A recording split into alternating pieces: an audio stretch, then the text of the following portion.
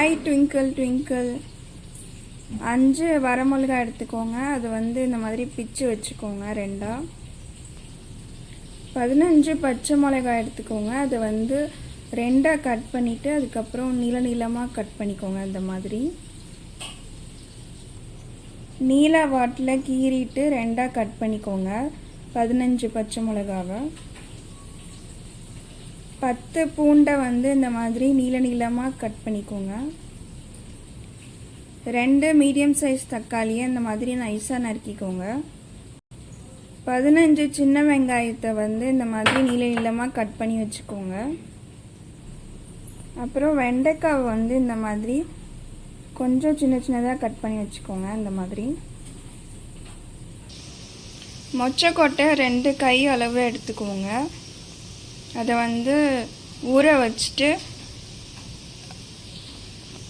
முத நாளே ஊற வச்சுட்டு மறுநாள் தண்ணியை எடுத்துட்டு வேறு தண்ணி ஊற்றி வேக வச்சுக்கோங்க. அதுக்கப்புறம் திரும்பி தண்ணி எடுத்துட்டு இந்த மாதிரி வச்சுக்கோங்க.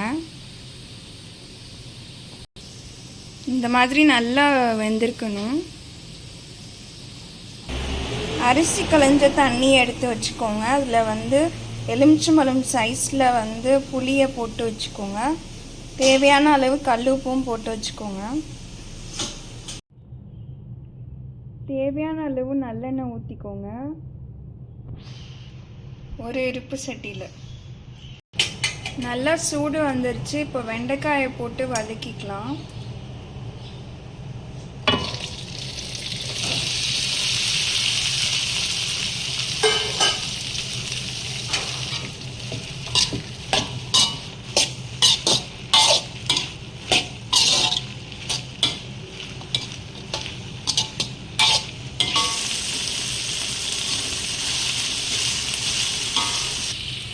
நல்லா வதங்கிடுச்சு. பிசுப்பு தன்மையெல்லாம் போயிடுச்சு. இந்த ஸ்டேஜில் இன்னொரு பவுலில் ட்ரான்ஸ்ஃபர் பண்ணிக்கலாம். அந்த இருப்பு சட்டிலேயே தேவையான அளவு நல்லெண்ணெய் ஊற்றிக்கோங்க. கடுகு தேவையான அளவு போட்டுக்கோங்க. தேவையான அளவு உளுந்தம்பருப்பு, ஒரு பிஞ்ச் அளவுக்கு வெந்தயம்,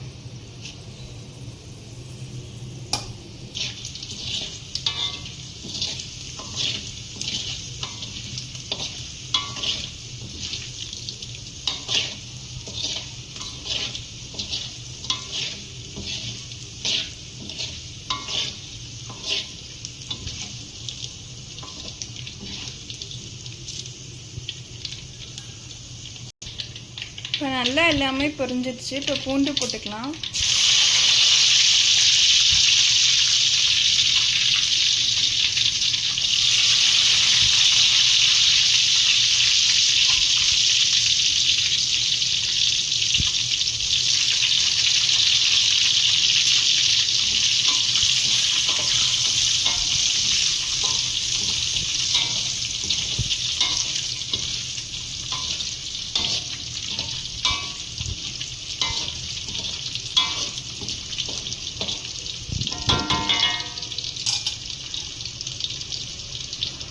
இப்போ சின்ன வெங்காயம் சேர்த்துக்கலாம்.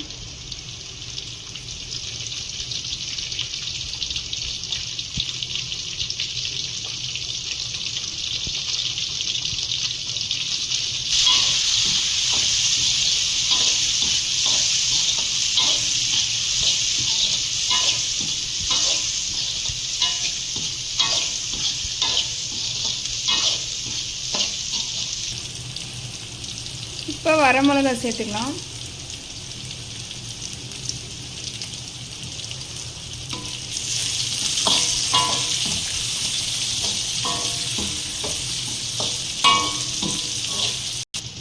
நல்லா எல்லாமே வதங்கிடுச்சு.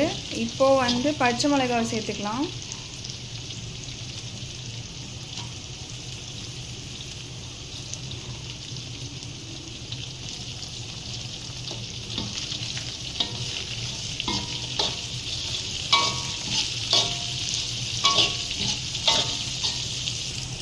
நல்லா எல்லாமே வதங்கிடுச்சு. இப்போ தேவையான அளவு கருவேப்பிலை போட்டுக்கலாம்.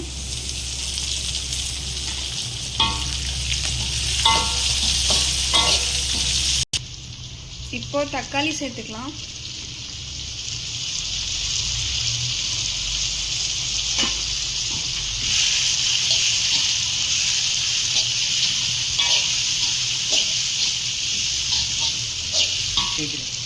இந்த ஸ்டேஜில் எல்லாமே வதங்கிடுச்சு. நம்ம ஏற்கனவே வதக்கி வச்சுருக்க வெண்டைக்காவை இதோட சேர்த்துக்கலாம்.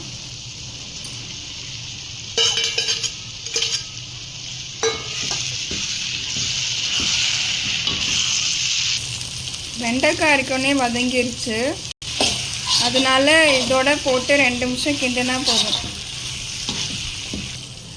இப்போது அரிசி களைஞ்ச தண்ணியில் எலுமிச்சை சைஸ் புளியை போட்டு தேவையான அளவு கல்லுப்பு போட்டு கரைச்சி வச்சுக்கோங்க. அந்த தண்ணியை இப்போ இதோட ஊற்றிக்கலாம்.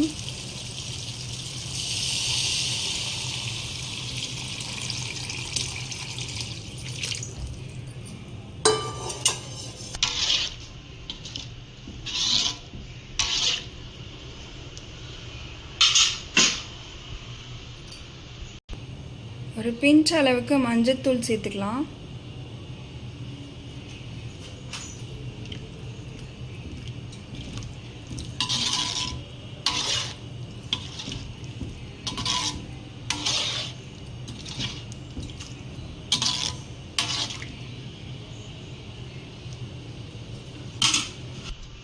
இப்போ நல்லா கொதிக்கட்டும்.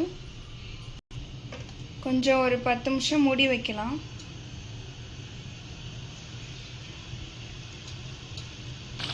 பத்து நிமிஷம் ஆயிடுச்சு, நல்லா கொதிக்குது பாருங்கள். இப்போ மொச்சக்கொட்டையை சேர்த்துக்கலாம்.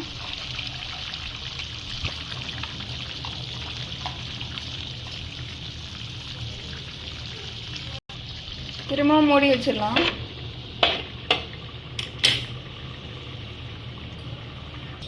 ஓப்பன் பண்ணி பார்க்கலாம்.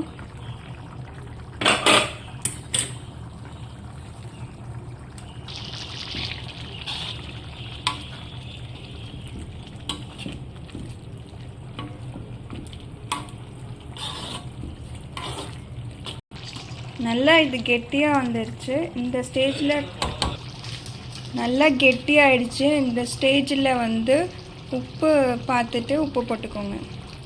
டேஸ்ட் பார்த்துட்டு உப்பு போட்டுக்கோங்க.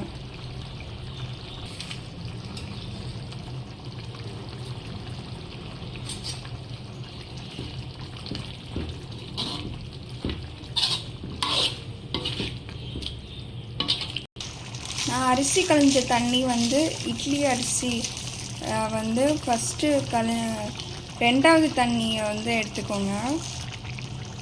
இந்த இட்லி அரிசியில் ஃபஸ்ட்டு கழுவுன தண்ணியை ஊற்றிட்டு ரெண்டாவது கழுவுன தண்ணியை எடுத்துக்கணும்.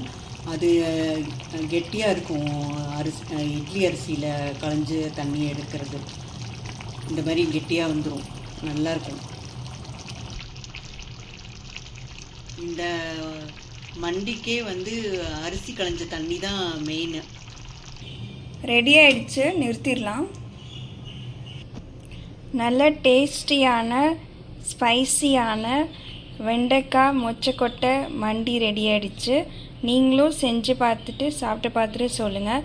இது தயிர் சாதத்துக்கு ரொம்ப நல்லாயிருக்கும், புளியோதரைக்கும் ரொம்ப நல்லாயிருக்கும். நீங்களும் செஞ்சு இதை நீங்கள் சும்மா ரைஸோட பிசைஞ்சு சாப்பிட்டாலும் ரொம்ப டேஸ்ட்டாக இருக்கும். நீங்களும் செஞ்சு பார்த்துட்டு சாப்பிட்டு பார்த்துட்டு சொல்லுங்கள். தேங்க்யூ.